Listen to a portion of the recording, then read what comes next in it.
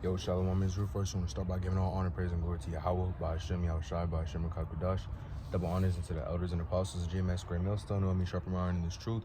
And shalom to you, hopeful like brothers out there pushing this truth and honesty and sincerity. My name is Yeshaya, doing a video on a couple of scriptures proving that, the Lord's elect people or a lowly people, right?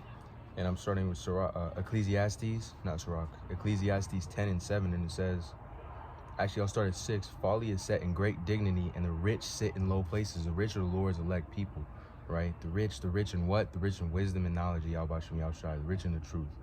I have seen servants upon horses and princes walking as servants upon the earth, right? So Esau Edom is on a high state right now, but even though his whole fate is to be a servant in the kingdom of the hopeful elect, right? They're the background character. But right now, the Lord is giving them the power to be able to rule over this world. As Job says, the world is given into the hand of the who? The wicked, right? And it says, he that diggeth a pit shall fall into it, and who breaketh a hedge, a serpent shall bite him.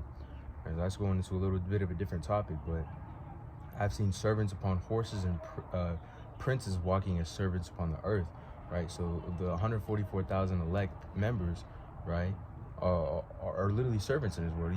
You won't look, like if you look at the typical brother in this truth, he's not going to have all kinds of nice mansions like a Porsche 911 and all kinds of women and luxuries. We're gonna be abased, right? Because the Lord is setting to have us to be humbled, right, in due time, right?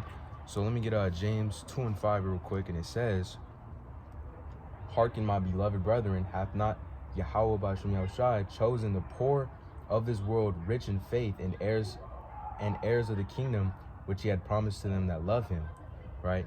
But ye despise the poor, but do not rich men oppress you and draw you before the judgment seats, right?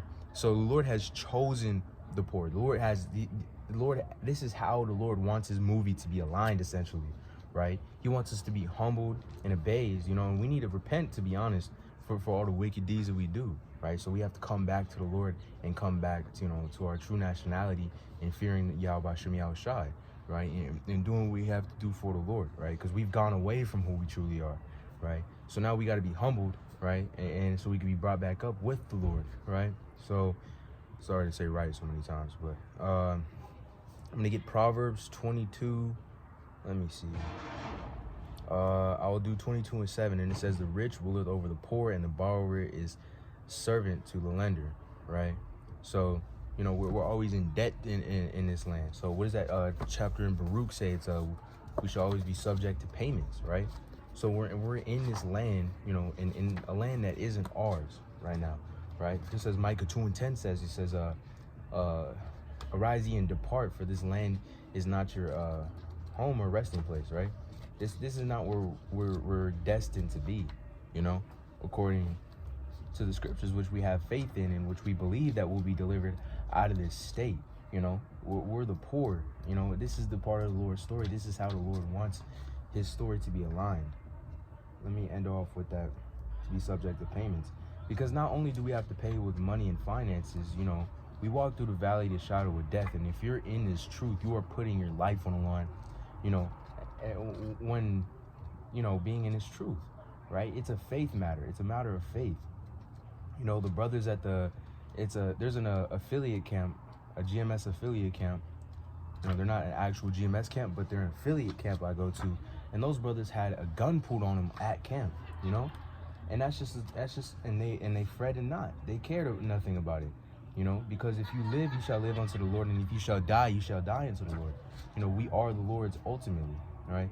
And it's a testament of faith, because we pay many prices.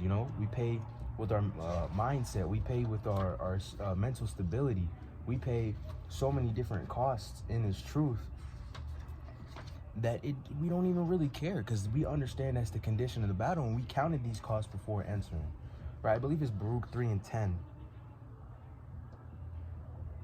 No, 3:8.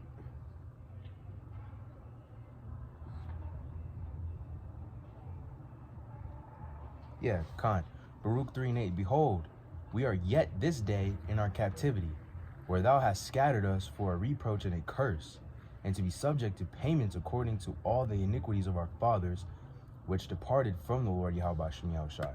And that seals it, bam, just like that, So right now, we're the lowly, we're the poor, but that's not going to be forever, you know. And I pray this lesson was edifying. I want to lastly give all honor, praise, and glory to Yahawah, bahasham, yahawashi, bahasham, quadash, and shalom.